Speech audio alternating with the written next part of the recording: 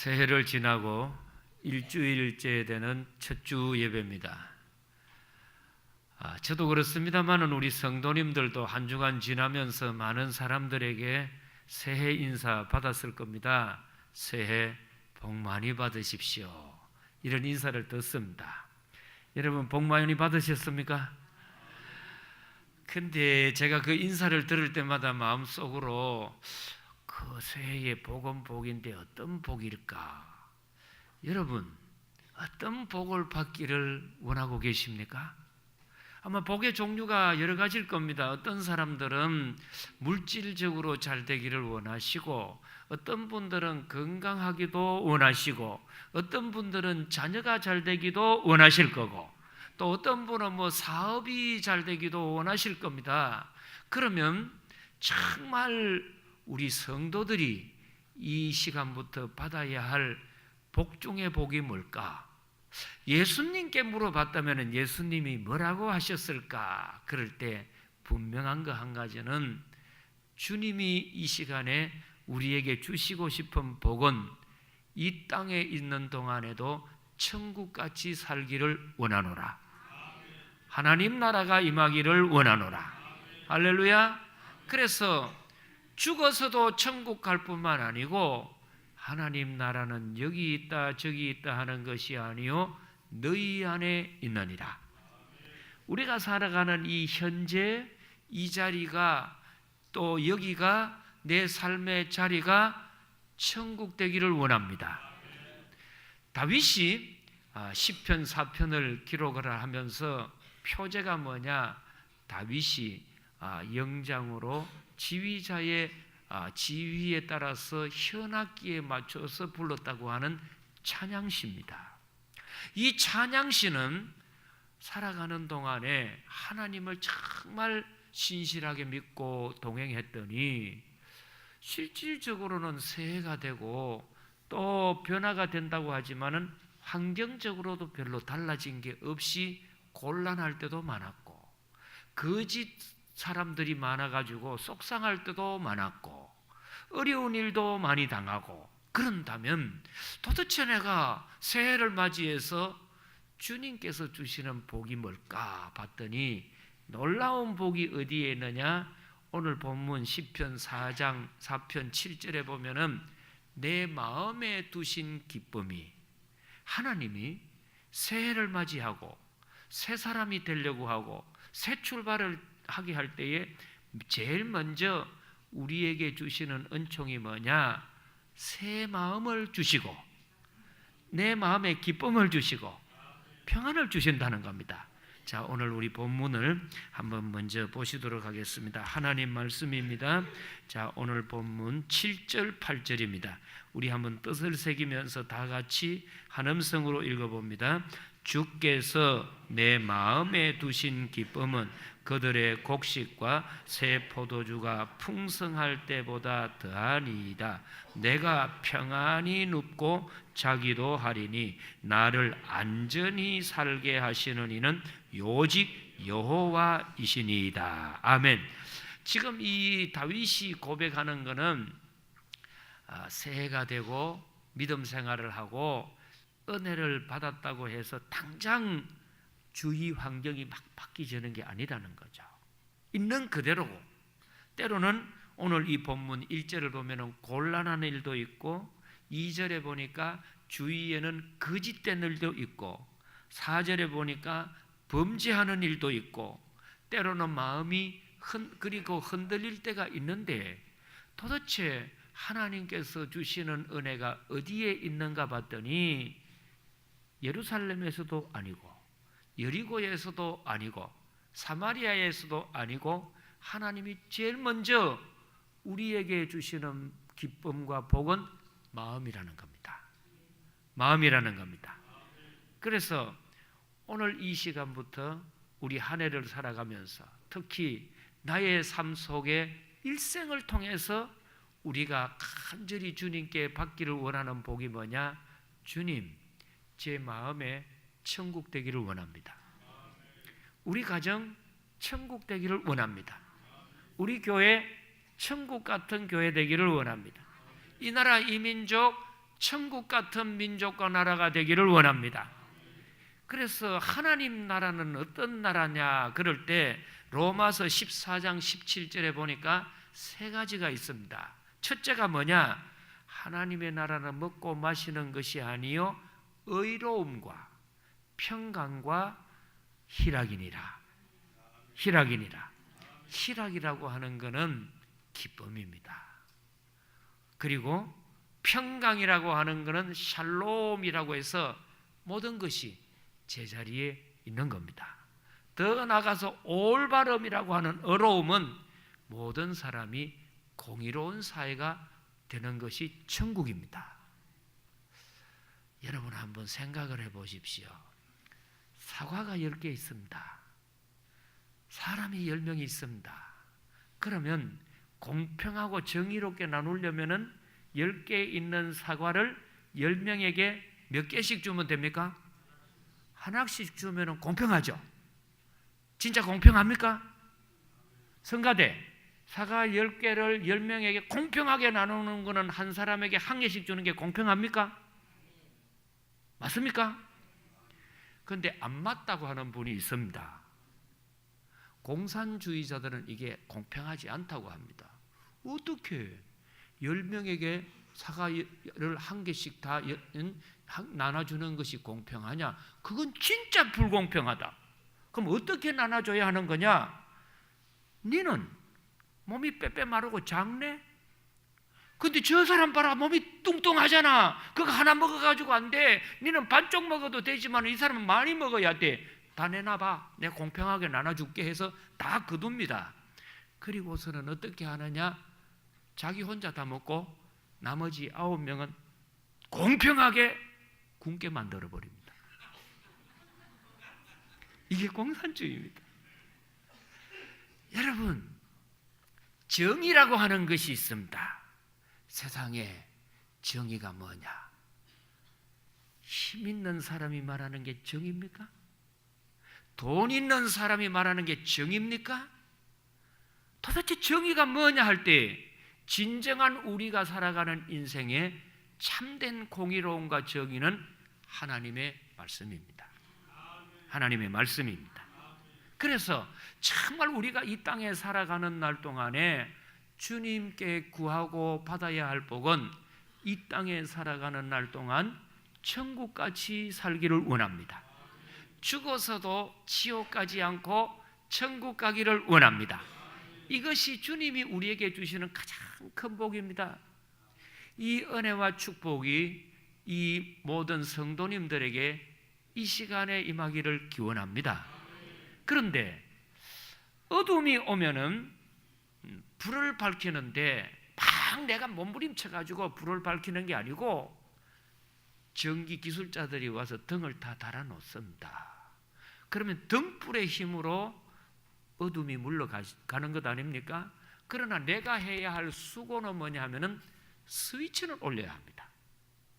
어둠을 내가 다 쫓아내는 것이 아니고 내가 하는 일은 스위치만 올리면 등불이 밝아서 어둠을 물리치는 것처럼 내가 우리 가정을, 우리 주위를, 우리 교회를 천국으로 만들 수 있게 하는 게 아니고 결국에는 주님이 만들어 주십니다.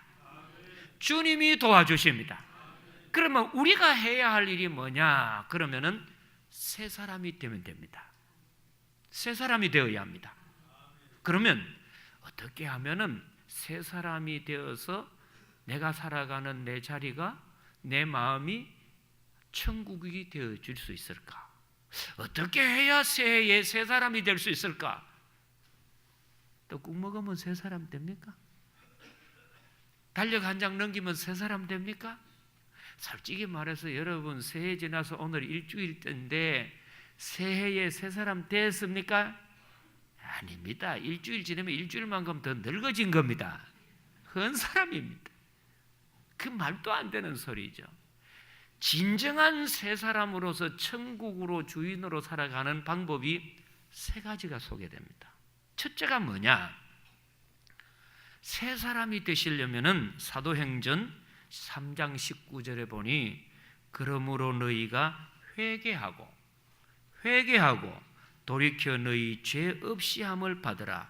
이같이 하면 새롭게 되는 날이 주 앞으로부터 이를 것이요. 새 사람이 되는 첫 번째 방법은 뭐냐 하면은 모든 우리의 죄와 더러움을 끊어버리고 회개하면서 주님께로 향하는 순간부터 새 사람이 된다는 겁니다. 중세는 많은 사람들이 암흑의 시대라고 합니다. 근데 그거는 실질적으로 그 기독교 중심 세계관에 대해서 비난을 하기 위해서 하는 말이지 그렇지는 않습니다. 여러분 보세요. 역사적으로 불후의 명작이라고 하는 예술 작품들이 다 언제 만들어지느냐 하면은 중세 때 만들어집니다. 그 셰익스피어의 작품이라든지 또는 음악 같은 경우에도 불후의 명작이 되는 하이든이나 모차르트나 베토벤의 이런 곡들이 말이죠. 다 언제 만들어집니까? 중세 때입니다. 그리고 위대한 조각이라든지 건축물 보세요. 미켈란젤로라든지 다빈치 예술품 다 중세 때입니다. 어마어마한 그런 것을 우리가 볼 수 있는데 이 중세 때에는 이 땅에 하나님 나라를 이루고 싶은 마음이 많았습니다. 그런데 그 중세 때 가장 결정적인 질병이 두 가지가 있었습니다. 첫째가 뭐냐 하면은 흑사병이라고 하는 패스트입니다. 이 패스트는 딱 걸리게 되면은 사람들이 죽어가는데 어떻게 죽느냐 하면은 마치 불에 타가지고 새카만 수금댕이 되는 것처럼 온몸이 새카맣게 검어지는 겁니다. 그래서 이 병에 걸린 사람은 금을 흑자에 죽을 사자 써가지고 검게 죽는 병이다 해가지고 흑사병이라고 하고 패스트라고 합니다. 이 병에 걸리지 않도록 몸부림을 유럽 대륙이 쳤습니다. 심지어는 중국 역사를 봐도 우리나라의 역사를 봐도 이 흑사병 때문에 죽는 사람이 많습니다. 그래서 이 병을 한번 없애보고 평화를 누리기 위해서 온갖 방법을 다 합니다. 어떤 경우에는 뭐 향유에 기름을 바르면 좋다 해가지고 세계적인 기름을 바르고 향불을 피우면 좋다 해가지고 좋다는 향불을 다 피우고 심지어는 뭐를 잡아먹으면 좋다고 해가지고 뭐 화장실에 있는 구두기도 잡아먹고 바다에 있는 거북이 동이 나도록 다 잡아먹고 길이 없습니다. 그래서 이 병은 하늘이 주는 천병인 줄로 알고 속수무책으로 죽어나가는데 그 프랑스 역사를 읽어봐도 파리에 흑사병이 도니까 파리 시내 인구의 절반이 다 죽습니다. 대구 같으면 250만 인구 가운데 절반이 다 흑사병으로 죽습니다. 워낙 강한 전염병이기 때문에 시신을 만지는 사람도 그대로 병이 걸려가지고 시커멓게 죽는 거죠. 그래서 이것은 길이 없다고 생각했는데 놀란 것이 뭐냐? 의외로 그 병의 원인을 깨달았는데 1894년도 알렉산드르 예르상이라고 하는 의사가 세균학자입니다. 그 이제 죽은 시신을 가지고 연구를 하고 조사를 해봤더니 거기에 있는 흑사병의 병균이 어디서 오느냐? 집에서 살고 있는 쥐에 있는 벼룩에서 오는 거죠. 그래서 쥐 벼룩이나 이런 것들이 이불에 들어오고 뭐 옷에 들어오고 음식에 들어가지고 그러면은 그건 치명적으로 새카맣게 얼굴이 다 죽는 겁니다. 그럼 이 균들이 어디를 제일 사람 몸에 많이 건드느냐? 간을 건드는 겁니다.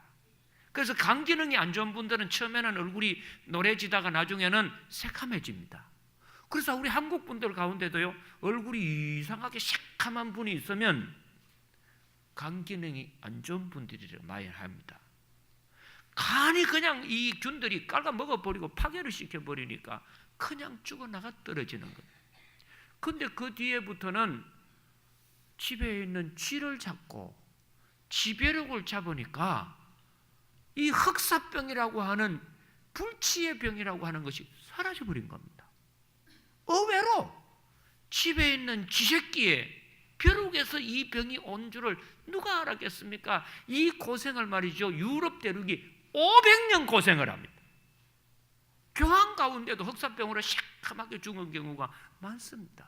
황제 가운데도 있습니다.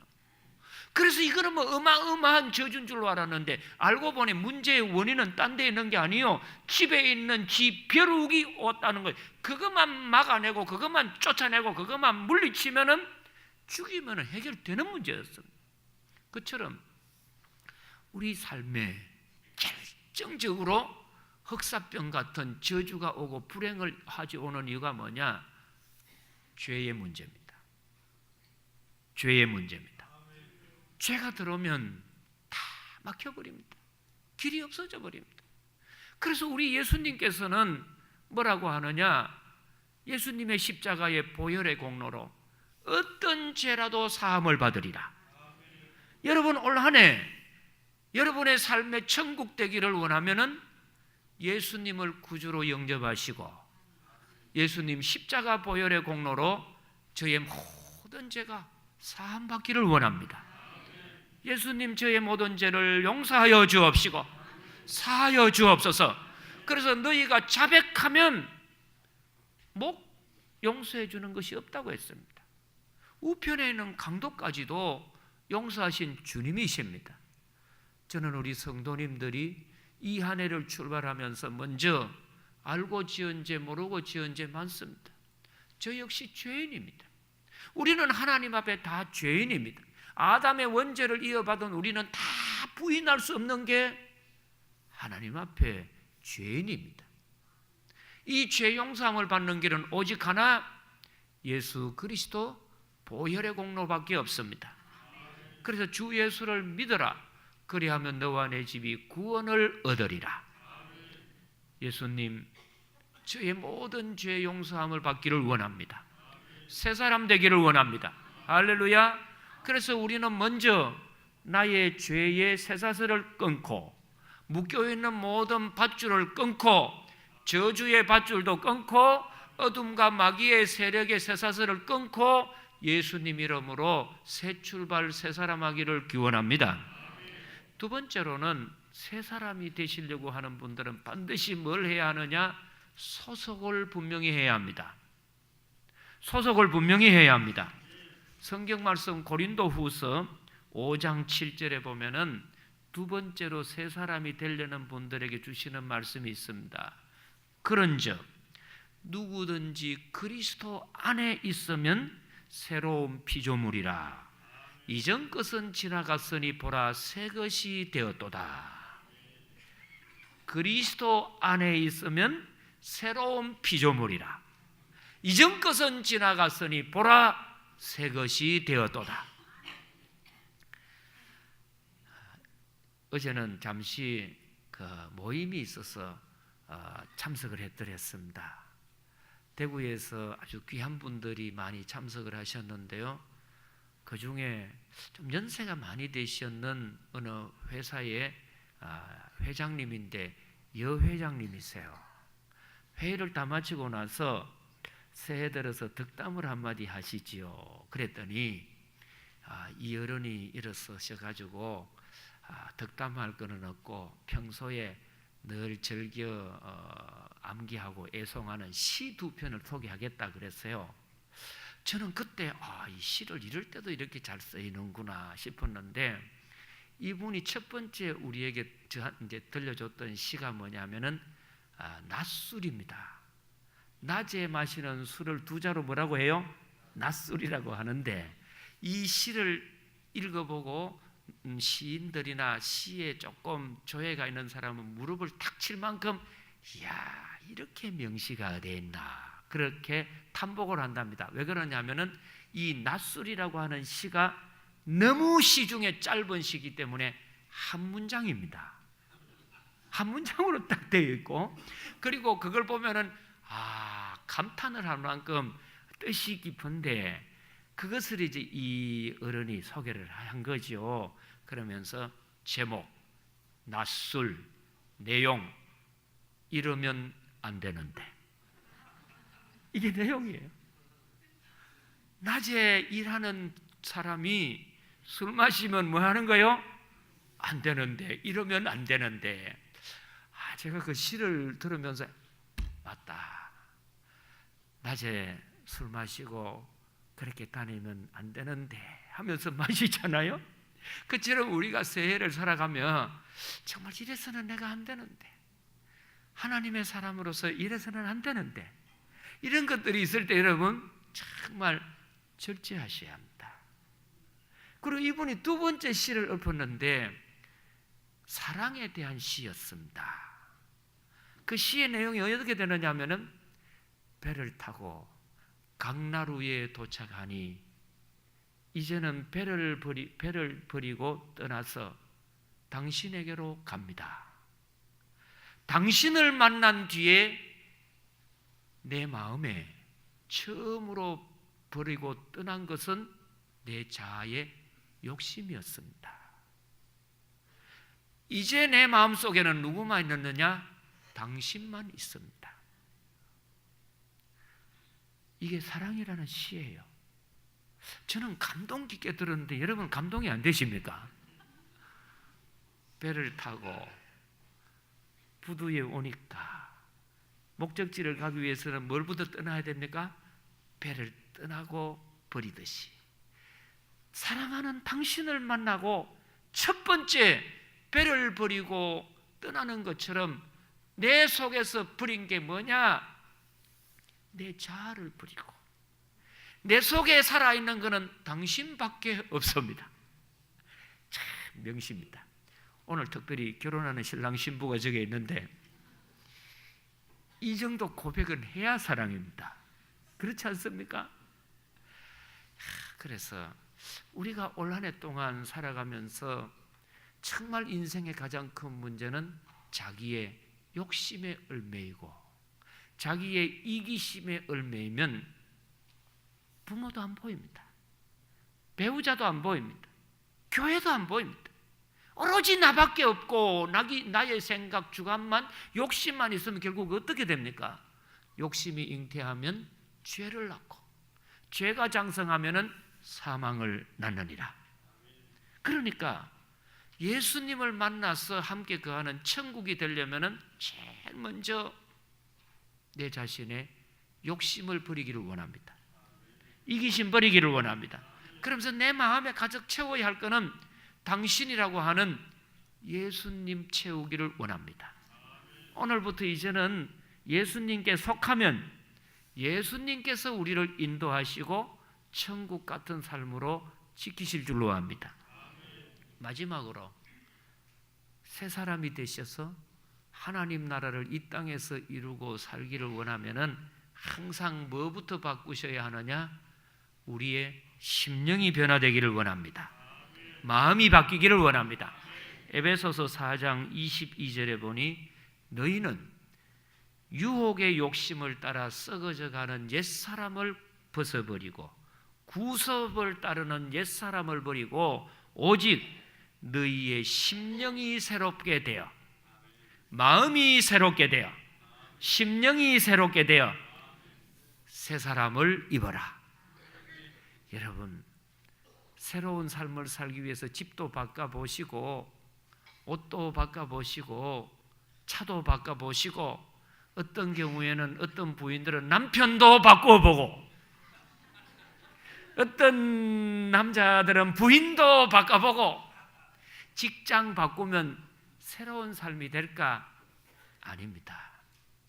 진정한 내 삶의 변화는 진정한 내 삶의 새 것은 내 마음이 바뀌어야 합니다. 내 마음이 바뀌어야 합니다. 중세 때 두 번째 큰 질병은 괴혈병이었습니다. 이 병은 바다에 배를 타고 가는 사람들이 많이 걸렸던 병입니다.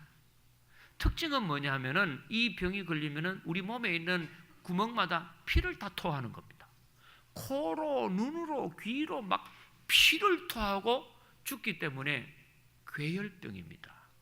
그래서 이것이 천년부터 무려 1800년도까지 배를 타고 가는 사람들에게는 제일 무섭고 뚫리는 병으로서 거기 이제 부둣가에서 이별을 했던 가족들이 어떤 일이 있더라도 괴혈병에 걸리지 않도록 그렇게 간절히 기도하고 출발을 했습니다. 그래서 이 심각성이 얼마나 많으냐 하면은 거기에 보면은 1740년에 알렉산드로 이 보면은 조지 앤슨이라고 하는 제독이 배를 타고 1955명 선원들하고 출발을 합니다. 그래서 이제 대서양을 해가지고 4년을 바다에 다니는 동안에 어떤 결과가 오느냐? 거기에 있는 사람들 3분의 2가 다 죽습니다. 3분의 2가 죽고 남아서 돌아온 사람은 634명인데 1955명 가운데 1106명이 괴혈병 이런 걸로 다 죽습니다. 그러니까 배를 타고 가는 거는 바다가 무서운 게 아니고 괴혈병이 무서웠습니다. 그래서 이 병의 원인을 찾아보려고 막 온갖 방법을 다 했는데도 모르다가 나중에는 누가 알았느냐? 이제 프랑스에 있는 그 항해하는 의사가 이 병을 알게 되었습니다. 그게 뭐냐면은 육지에 있는 사람은 병이 걸리지 않고 왜 배를 타는 사람들에게 이 병이 걸릴까? 그럼 육지와 바다의 차이가 뭐냐? 봤더니 음식 차이가 많았습니다. 그러면 육지에서 못 먹는 음식이 뭐냐 살폈더니 결정적인 것을 발견했는데 비타민 C 결핍으로 하니까 괴혈병이 오더라는 겁니다. 그 무지막지하고 죽음의 암살자라고 하는 괴혈병의 원인이 비타민 C 공급이 안 된 사람에게 오더라는 거죠. 그래서 그 뒤에부터는 이제 그 콜럼버스와 제임스 쿡 선장이 말이죠, 배를 타고 갈 때 비타민 C가 되는 레몬이라든지 라임이라고 하는 이런 것들을 많이 싣고 가가지고 수시로 그걸 먹였더니 한 사람도 괴혈병으로 죽는 사람이 없는 겁니다. 결국은 뭡니까? 엄청난 재앙이라고 하는 그런 질병도 알고 보니까 공급해야 하고 먹어야 할 걸 안 먹었기 때문에 오는 질병이라는 거죠. 그러면 우리가 이 땅에 살아가는 동안에 결정적으로 영양 결핍이 되고 비타민 C의 결핍이 되지 않는 것이 뭐냐? 두 가지입니다. 하나님 말씀과 기도로 채우기를 원합니다. 말씀과 기도로 채우기를 원합니다. 이 말씀에 이 기둥을 잡지 않고 기도의 능력을 받지 않고 충만하지 않으면 도저히 인간의 의지력으로 결단이 어렵습니다. 그래서 이 말씀과 기도의 비타민 C와 같은 것을 공급하면은 세상에 어떤 질병과 어떤 균이 와도 성령님이 막아주십니다. 그래서 성경을 보고 우리 힘으로는 다 지킬 수 없지만은 성령님이 도와주십니다. 올 한 해 살아가시면서 천국이 되기를 축복합니다. 기도드립니다. 하나님 아버지, 중세 때 두 가지 도저히 고칠 수 없다고 하는 질병, 흑사병과 괴혈병도 하나는 육지에서 잡아야 할 쥐를 잡지 못하며 그렇게 죽음의 흑사병이 돌았던 것처럼 내 인생에 가장 끊어야 하고 죽여야 할 내 인간의 욕심과 죄악을 쇠사슬을 끊기를 원합니다. 아멘. 주님, 버릴 것 버리게 하여 주옵시고 아멘. 끊을 것 끊게 하여 주옵소서. 아멘. 배를 타는 사람들이 괴혈병에 걸려서 수천 명, 수만 명이 죽어갔던 이유도 먹어야 할 레몬과 라임 같은 비타민을 먹지 못하여서 했다고 하오니 우리 성도들이 이 땅에 하나님이 없음이 아니요 능력이 없음이 아니요 성령님이 계시지 않음이 없어요. 내 마음에 말씀과 기도를 채우지 못함으로 성령님이 역사하지 않음을 깨닫게 하여 주옵소서. 아멘. 이 한 해 동안 말씀으로 기도로 채움으로 성령님 도움받는 한 해, 인도받는 한 해, 천국의 한 해가 되기를 원합니다. 아멘. 예수님 이름으로 기도드리옵나이다. 아멘.